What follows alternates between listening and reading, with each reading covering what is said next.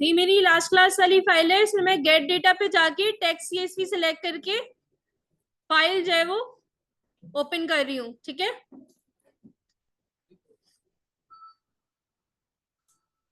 ये इसका प्रीव्यू आ गया और अब ये लोड और ट्रांसफॉर्म कर सकते हैं, बिकॉज यू ऑलरेडी नो कि हर डेटा को पहले ट्रांसफॉर्म करना चाहिए, तो ट्रांसफॉर्म कर ले डायरेक्ट।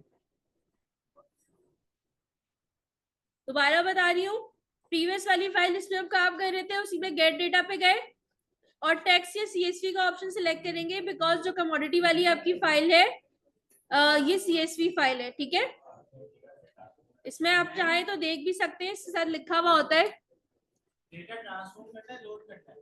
ट्रांसफॉर्म करके पहले चेक करो उसमें एरर्स, फिर लोड कर लेना। अच्छा, ये देखिए लिखा हुआ है Microsoft Excel comma separated value file, it means it's a CSV file. ठीक है, तो इसको आपने टेक्स्ट सीएसवी के थ्रू जो है वो सिलेक्ट करना है और ओपन करना है, और ओपन करने के बाद आप ट्रांसफॉर्म में ले जाए और पहले आप उसको देख लें उसमें कोई एरर्स वगैरह है, अगर डेटा टाइप चेक कर लें।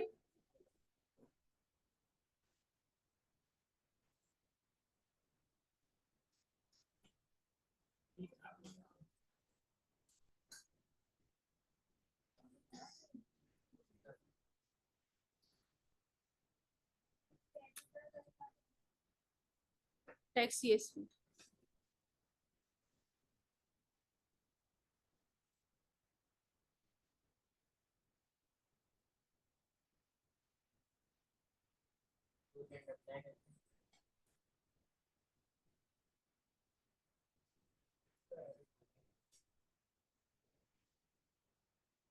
वो मुजम्मिल भाई को दिखाया।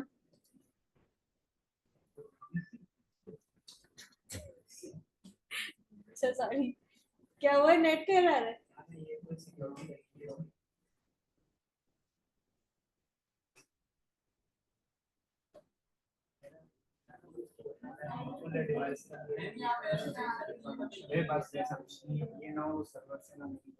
आप यूएसबी डाल दो, एक दो स्टूडेंट्स का अगर इशू है तो मैं तो यूएसबी में दे देती हूँ, बाकी जिनका रिजॉल्व हो सकता है उनका देख रहे।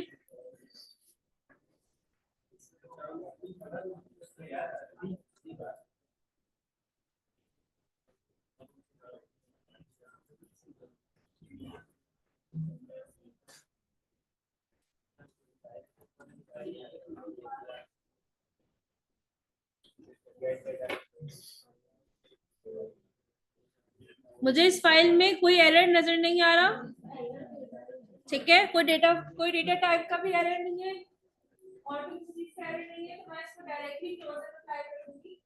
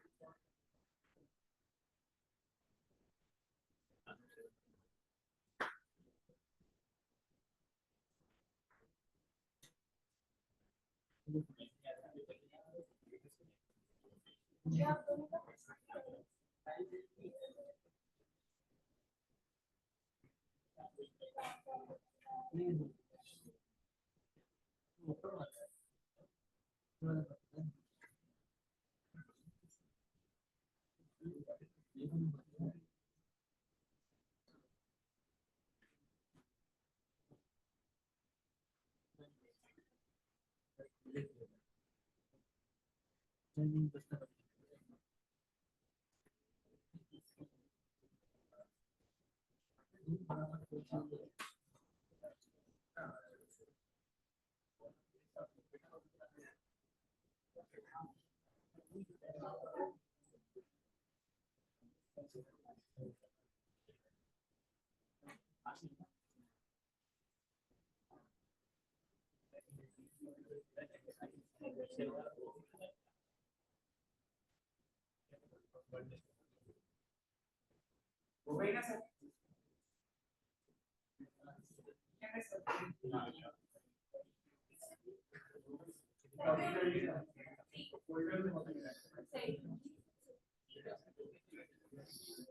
गेम बंद करो। अच्छा, इस फाइल के अंदर ऐसे कोई एरर्स नहीं है, ठीक है, जितना मैंने देखा है। अगर आपको कोई लग रहे हैं तो आप देख सकते हैं। तो मैं इसको डायरेक्टली क्लोज एंड अप्लाई कर रही हूँ। अब ये मेरे पास जो है यहाँ पे आ जाएगी मेरे पावर बीआई के अंदर, ठीक है। अच्छा, लास्ट टाइम हम पढ़ रहे थे आइटरेटर फंक्शन। आइटरेटर फंक्शन क्या थे? हाँ, iterator functions are those functions जहाँ पे हम क्या कर रहे थे कि दो स्टेप का काम एक ही स्टेप में परफॉर्म करते थे, ठीक है। हमें एक कॉलम क्रिएट करने की जरूरत नहीं पड़ रही थी, हम डायरेक्टली मेजर के थ्रू आंसर लेके आ रहे थे अपना, ठीक है। जैसे कि हमने प्रॉफिट कैलकुलेट किया था पिछले डेटा पे, तो हमने रेवेन्यू माइनस कॉस्ट करके उसका फॉर्मूला लगाया था और उसके लिए प्रॉफिट कॉलम हमें कैलकुलेट करने की जरूरत नहीं पड़ी थी। पावर बीआई ने खुद ही एक इमेजिनरी प्रॉफिट कॉलम क्रिएट करके और फिर क्योंकि हमने सम का फॉर्मूला भी लगाया था तो उसका सम कर दिया था, तो इससे हमारे पास टोटल प्रॉफिट आ जाएगा। अब इसकी अब एक और एग्जांपल ट्राई करेंगे इस डेटा के ऊपर। अच्छा, ये वो डेटा है कमोडिटी वाला, इसके बारे में मैं आपको लास्ट टाइम बता रही थी, ठीक है। यहाँ पे हमारे पास कुछ सिंबल्स हैं, ठीक है, जैसे कि बेरेंट ऑयल, गोल्ड, नेचुरल गैस, निकल, प्लेटिनम और यूएसवी, ठीक है। ये कुछ सिंबल्स हैं और इनकी ट्रेडिंग वैल्यूज हैं। इसमें ओपनिंग वैल्यूज हैं, हाई की, लो की वैल्यूज हैं और क्लोजिंग की वैल्यूज हैं, उनका वॉल्यूम है और वो वैल्यूज किस डेट को रिकॉर्ड की गई थी ये उसका डेट है। तो हम इसके अंदर से जो मैंने कल आपको बताई थी एग्जांपल ट्रेड डिफरेंस वाली, वो वाली एग्जांपल ट्राई करेंगे। इफ समवन वांट्स कि आप एवरेज ट्रेड डिफरेंस कैलकुलेट करें तो आपके पास दो तरीके हैं, ठीक है। आपके पास पहला तरीका तो वही जनरल वाला, जो हमें पता है कि हमें ये पता है कि ट्रेड डिफरेंस कैलकुलेट करने के लिए हमें ओपन माइनस क्लोज करना पड़ता है, ठीक है। यानी कि आपके जो भी क्लोजिंग वैल्यूज थी उसको ओपन वैल्यू से माइनस करके तो आपके पास ट्रेड डिफरेंस आ जाता है। तो आप सिंपली कॉलम क्रिएट कर सकते हैं। उसके लिए पहला स्टेप ये होता था और दूसरा स्टेप में आप उसका एवरेज ले लेते हैं एक मेजर बना। लेकिन because here we are using iterator function तो हम दो स्टेप का काम एक ही स्टेप में करेंगे और हमें कॉलम क्रिएट करने की जरूरत नहीं पड़ेगी। इससे फायदा ये होगा कि हमारे डेटा का साइज इंक्रीज नहीं होगा, ठीक है। इमेजिनरी कॉलम क्रिएट हो रहा होगा तो वो आपकी मेमोरी में टेम्परेरी तौर पे बन रहा होगा और उसके बाद आपका एक ही मेजर में आपके पास रिजल्ट आ रहा होगा, ठीक है। तो अब इसको हम ट्राई करते हैं। अच्छा, हमने लास्ट टाइम देखा था कि हमारे पास जो आइटरेटर फंक्शंस थे वो काफी सारे थे, ठीक है, जैसे कि average x, concatenate x, count x, काफी सारे थे। इसमें से हमने लास्ट टाइम सम एक्स यूज करा था, ठीक है। और अभी हम जो है वो एवरेज एक्स यूज करने वाले हैं। तो टेबल सिलेक्ट कर रही हूँ मैं कमोडिटी वाला। मेक श्योर कि सब अपने अब जो भी मेजर बना रही है वो कमोडिटी टेबल में बनाए, ऐसा ना हो कि किसी और टेबल में आपका मेजर बना हुआ हो। टेबल सिलेक्ट करेंगे पहले कमोडिटी वाला और न्यू मेजर क्रिएट करेंगे, ठीक है। इसका नाम हम रखेंगे average trade difference, short form में रख रही हूं मैं। और यहाँ पे हम फॉर्मूला यूज करेंगे एवरेज एक्स। एवरेज एक्स का फॉर्मूला क्या लेता है? सबसे पहले आपके टेबल का नाम लेगा ये, ठीक है, कि आपका टेबल का नाम क्या है, और उसके साथ ही ये आपकी एक्सप्रेशन लेगा जिस एक्सप्रेशन को कैलकुलेट करने के बाद आप अपने कॉलम का एवरेज लेना चाहते हैं। Calculate the average arithmetic mean of a set of expressions evaluated over a table. तो पहले हमारे पास जो टेबल है उसका नाम आ रहा है which is the commodity. Cookie sales कोई सिलेक्ट नहीं करेगा, कमोडिटी सिलेक्ट करना है। सेकेंडली अब आपने यहाँ पे देनी है एक्सप्रेशन, ठीक है। सो द एक्सप्रेशन वाज कि आपने क्लोज के कॉलम में से माइनस करना है ओपन का column to calculate the trade difference. ये आ गया आपका close column minus open column, और अब हम कर देंगे ब्रैकेट क्लोज। ठीक है, तो एक इमेजिनरी कॉलम क्रिएट होगा जिसमें क्लोज में से ओपन माइनस हो जाएगा, और फिर उसके उस पूरे कॉलम का जो भी रिजल्ट होगा उसका एवरेज कर देगा ये।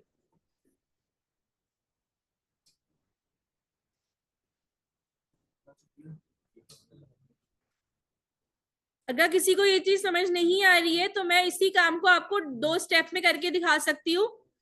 विदाउट यूजिंग आइटरेटर फंक्शन हम इस काम को 2 स्टेप में कैसे कर सकते हैं,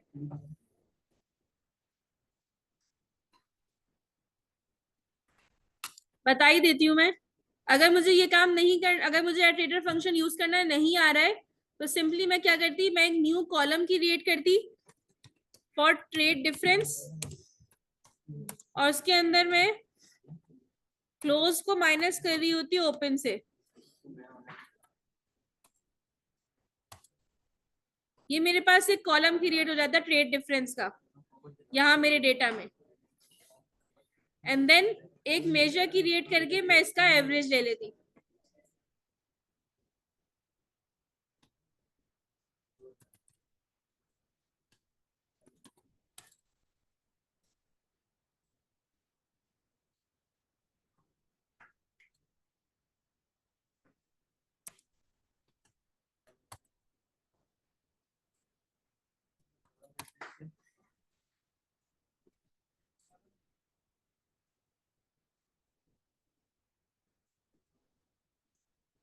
तो क्या आप लोग देख सकते हैं दोनों का रिजल्ट सेम है। तो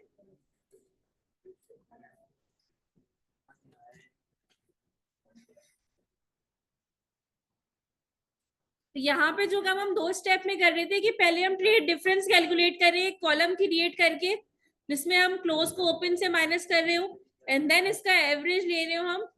ठीक है, तो वो दो चीजों का काम हमने एक ही स्टेप में कर दिया है using the iterator function average x. Average के साथ अगर आपने एक्स लगा दिया तो वो आइटरेटर फंक्शन बन जाएगा। सेम गोज फॉर सम या फिर मैक्स या मिनिमम कॉन्केटिनेट। जी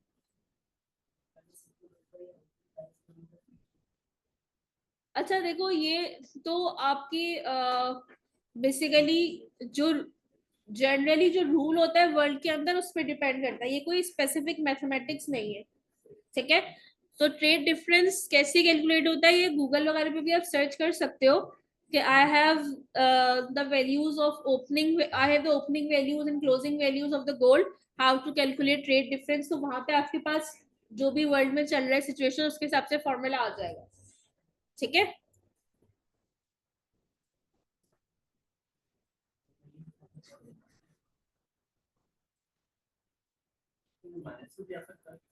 जी क्या माइनस में? नहीं, अगर आप क्लोज माइनस ओपन करोगे तो नेगेटिव में नहीं आएगा।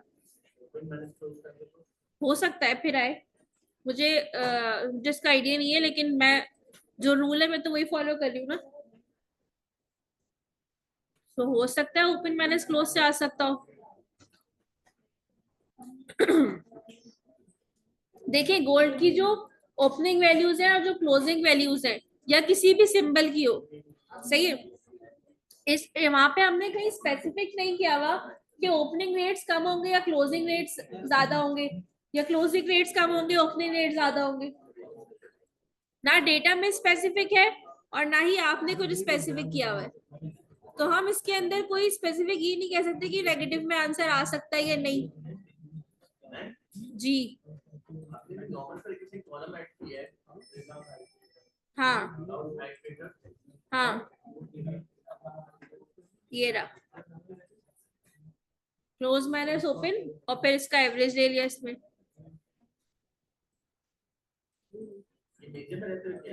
नहीं, ये कॉलम है, ये पहले कॉलम बनेगा फिर दूसरे बार मेजर बनेगा जिसमें हम इसका एवरेज लेंगे। 2 स्टेप का काम होंगे ना, पहले कॉलम बन रहा है फिर मेजर। और अगर मैं एवरेज एक्स से कर रही हूँ तो ये एक ही स्टेप में मेजर बना रहा है। वैसे भी मुझे कॉलम की जरूरत तो थी नहीं, मुझे तो डायरेक्ट एवरेज चाहिए था।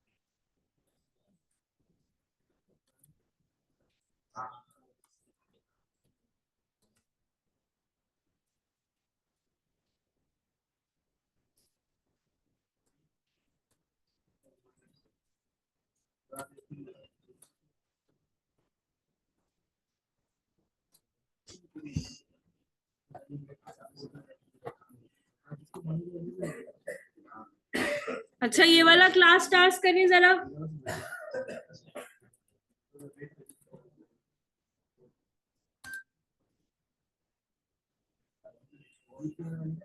इसमें आइटरेटिव फंक्शन यूज नहीं करना है, आपको मैंने हिंट पहले ही दे दिए। विदाउट आइटरेटिव फंक्शन हो जाएगा ये।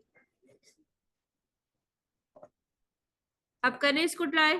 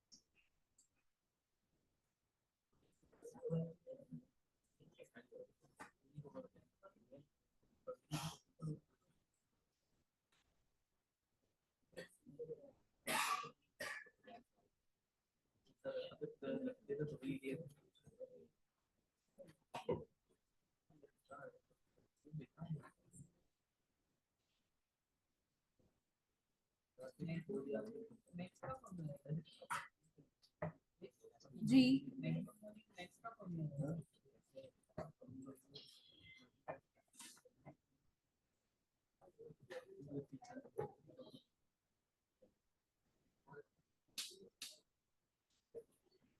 कर लो। ये टास्क दे दिए ये, आओ देखने को। जी हाँ, तो सुना तो नहीं तुमने कि मैंने कुछ टास्क दिए, लगे हुए दोनों अपनी। 2004 है आपके पास कमोडिटी में। 2000 से 2022 तक कितने साल का रेट है? इससे कैसे हो सकता है 2000 नहीं है?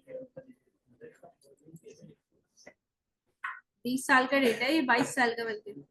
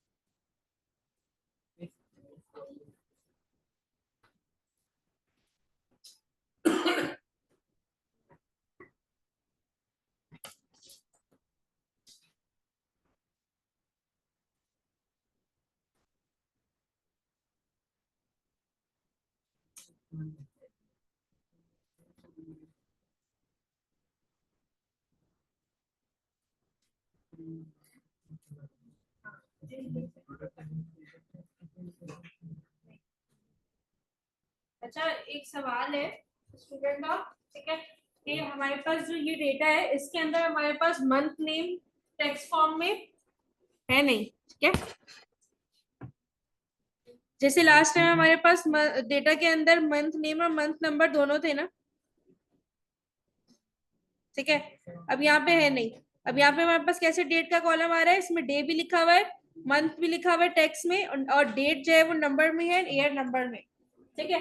तो इसके अंदर भी अगर आप इसे फिल्टर लगा रहे हैं तो आप इसके अंदर मंथ का फंक्शन यूज करेंगे, और मैंने बताया था मंथ का फंक्शन जो है वो नंबर्स में वैल्यूज लेता है, टेक्स्ट में नहीं लेता, ठीक है। तो डेट के कॉलम के ऊपर मंथ का फंक्शन लगा रहे होंगे, और आपका अप्रैल का जो भी मंथ नंबर बनता है वो मंथ नंबर देंगे, ठीक है। अब यहाँ पे क्योंकि आपके पास ऑलरेडी कोई कॉलम नहीं है अलग से जिसमें टेक्स्ट में वैल्यूज लिखी हुई हो, तो आप उस कॉलम को नहीं यूज कर सकते। ना ही कोई कॉलम ऐसा मौजूद है जिसमें नंबर्स ने मंथ नंबर लिखा हुआ हो, तो आप जाहिर सी बात है आपको फिर जो है वो खुद से डेट से ही एक्सट्रैक्ट करना पड़ेगा मंथ।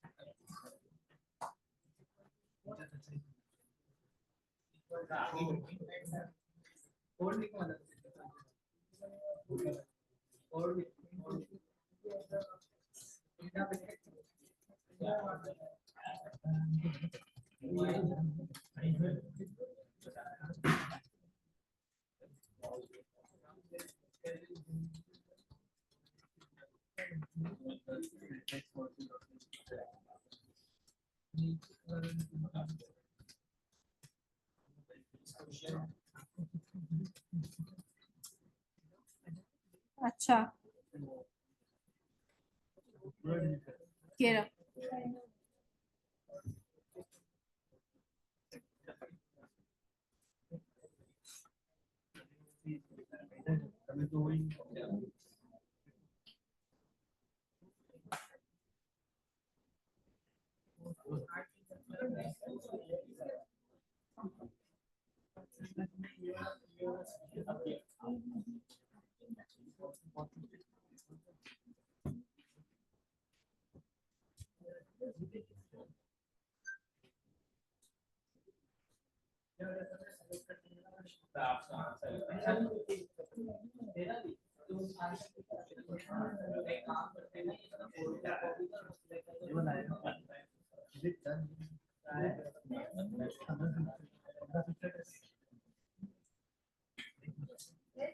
जी आती हूँ।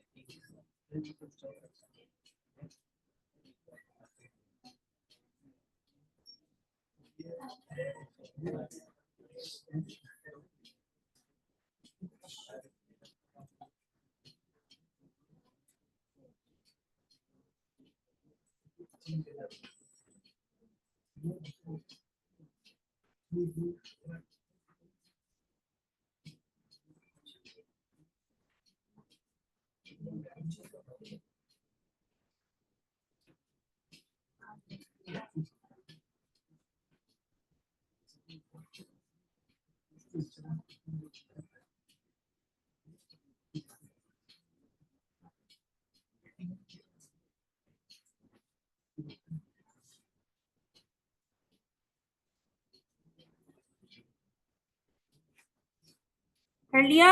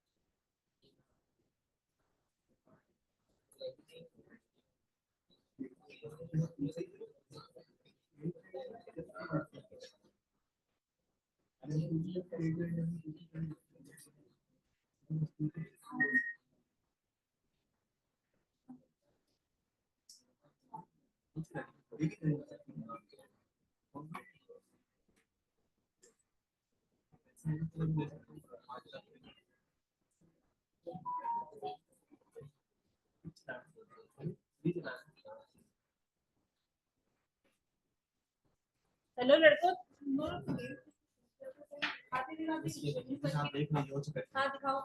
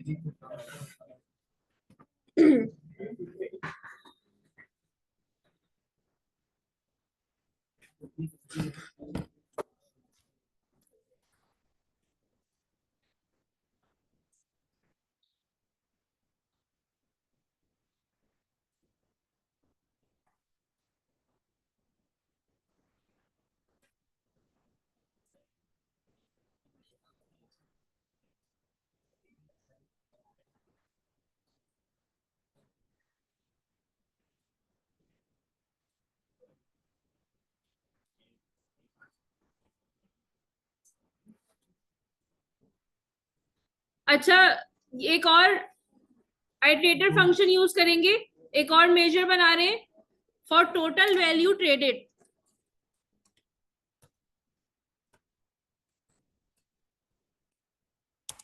ठीक है, यानी कि कितना जो है वो वैल्यू ट्रेड हुई है।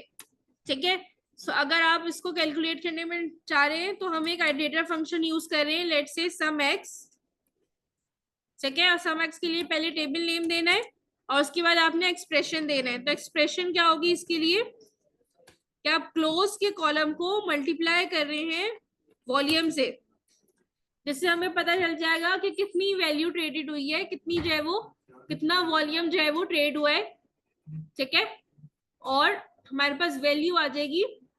Volume is basically the quantity ना, तो क्वांटिटी को हम क्लोजिंग वैल्यू से मल्टीप्लाई करेंगे तो हमारे पास जो है वो अमाउंट आ रही होगी और उसका हम जो है वो सम ले लेंगे, तो टोटल आ जाएगा हमारे पास।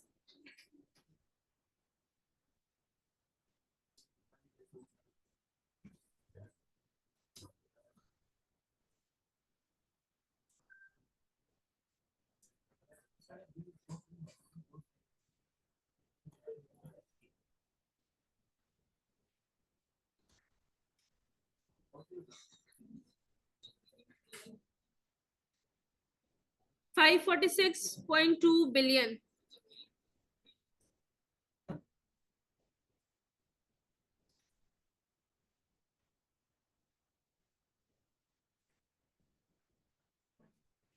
ट्राई करें ये वाला भी आइटरेटर फंक्शन।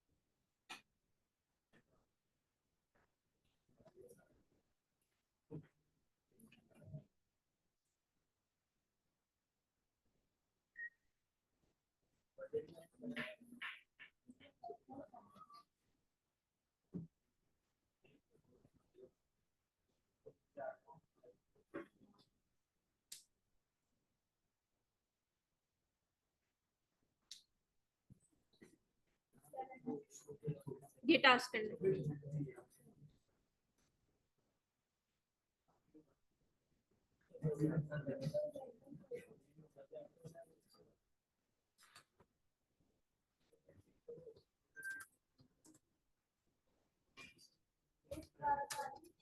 बताती हूँ।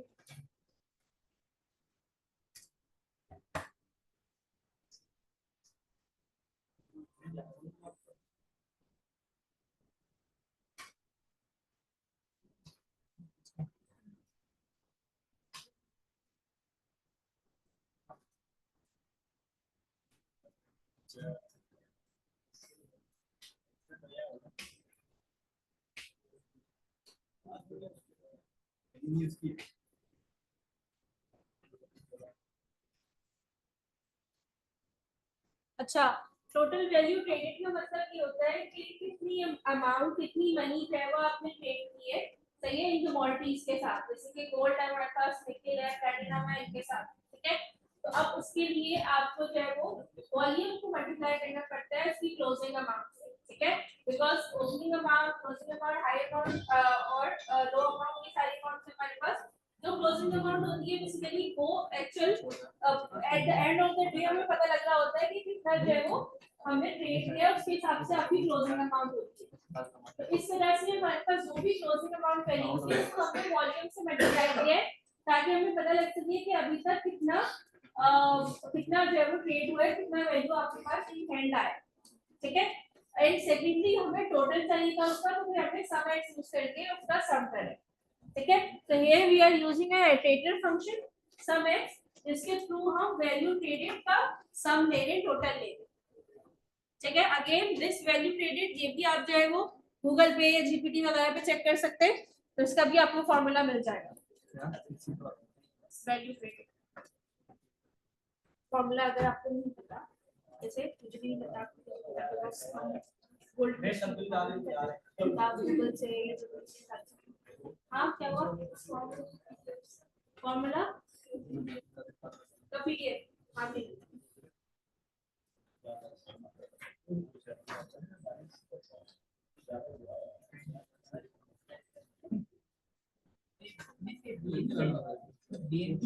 बिलियन।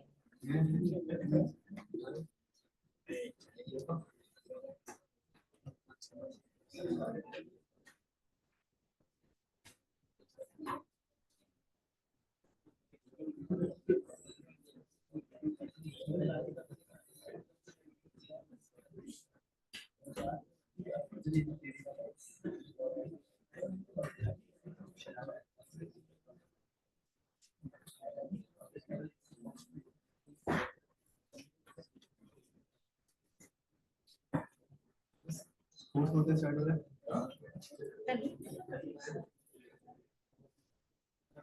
ऐसी कुछ क्लास में अगले से जो क्लास की साइड देखो, बताऊंगा फिर मैं आ रहा 6 से 10 हो गई, नहीं 7 से 10 7 से 10 तीन तो बता दो इसको तक ये नहीं है जी, बोलिए।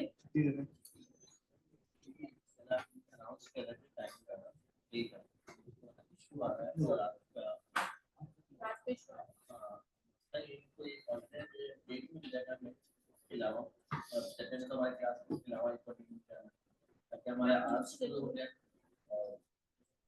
मैं पूछ लेती हूँ, लेकिन मेरे साथ में मुश्किल होगी जब भी उन्होंने ये चीज कहा मुझे कि सिर्फ आप उसको वीक में एक दिन करने क्लास, क्योंकि पहले भी जैसे आप लोग मुझसे शाम से पढ़ना चाह रहे थे तो उन्होंने एक ऑप्शन दिया था कि आप लोग वीक में किसी और दिन क्लास करें, बट अब भी उन्होंने मुझे इसका कुछ भी नहीं बोला, उन्होंने बोला आप वीक में एक दिन करने क्लास। नहीं तो मैं तो कंपनसेट कर रही हूँ ना आपके आर्ट्स को, अभी तो मैंने 1 घंटा जल्दी बढ़ाया है और आगे भी दूंगी वो क्लासेस आपको, वो तो मैं देखूंगी, वो तो मैंने उनसे बात कर ली थी ऑलरेडी कि मुझे एक्स्ट्रा क्लासेस करनी होगी, तो मैंने उनसे ऑलरेडी बात कर ली, उन्होंने वो मुझे कह दिया था ठीक है, और मेरा पहले से भी इरादा था कि मैं थोड़ा सा आपके आवर्स बढ़ाऊं, 3 घंटे करने लगे, ऐसे 2.5 घंटे करने का इरादा था, लेकिन अब सिचुएशन भी खुद यही होगी कि वीक में एक दिन क्लास हो रही है तो 2 घंटे की क्लास में तो नहीं हो सकता वीक में एक दिन क्लास के ऊपर। ये मेरे हिसाब से ये अच्छी बात है कि अगर आप क्योंकि एक क्लास 3 घंटे या 4 घंटे की हो, ये 4 घंटे नहीं 3 घंटे की हो, लेकिन आप लोगों को ना प्रैक्टिस टाइम मिल जाएगा। जो आप 2 दिन यहाँ आ रहे हैं उससे बेहतर है कि आप घर पे प्रैक्टिस टाइम निकाल लें और प्रैक्टिस कर लिया करें, ज्यादा बेहतर है, क्योंकि अभी चीजें मुश्किल है। अब जैसे टैक्स है, हाँ टाइम तो क्या मसला है, 10 बजे लेट हो रहा है आगे जाना। अच्छा 7 बजे सब कुछ सूटेबल है जी 7 बजे 7 सही है, और 6:30 करते हैं अगर 6 भी गए तो भी शुरू यहाँ पे आए तो मैं पूछूं नमाज का ब्रेक दे दूंगी, ठीक है अभी इतना भी नहीं। हाँ वो तो मुझे पता है वो होगा, वो तो होता ही है, आते आते अभी भी चाहे वो 7:30 की क्लास चाहे वो अक्सर ही 7:45 पे शुरू होती है ना।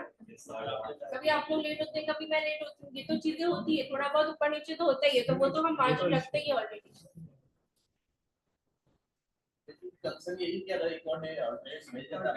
मैं बात करके देख लेती हूँ, मैं बात करके देख लेती हूँ, पहले मैं बात करके देख लेती हूँ, देखते हैं क्या पॉसिबिलिटी बनती है, ठीक है अगर कोई पॉसिबिलिटी बनती है तो अच्छी बात है, ठीक है वरना यही कर लेती हूँ। वैसे इसमें कोई इशू नहीं है कि अगर जो है वो क्लासेस जो है वो ज्यादा हो जाती है तो उसमें तो कोई मसला नहीं है ना आप लोग, टाइमिंग का इशू है। अच्छा अगर हम 3 घंटे की जगह 2.5 घंटे कर लें तो ठीक है, 7 बजे से अगर हम 9:30 तक कर लें हफ्ते में एक दिन, वो सही है। ये कि हम डिवाइड जो इसका चला रहे हैं,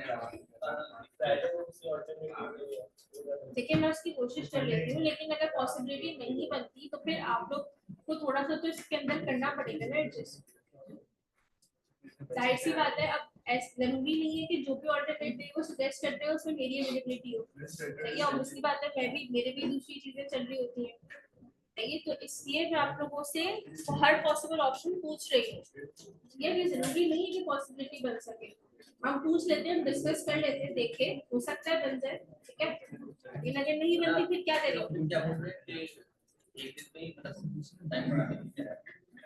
उन्होंने टाइम बढ़ाने के लिए कहा, उन्होंने तो ठीक है कि हफ्ते में एक दिन चल रही है, मेरा सजेशन था कि मैं टाइम बढ़ा दूं।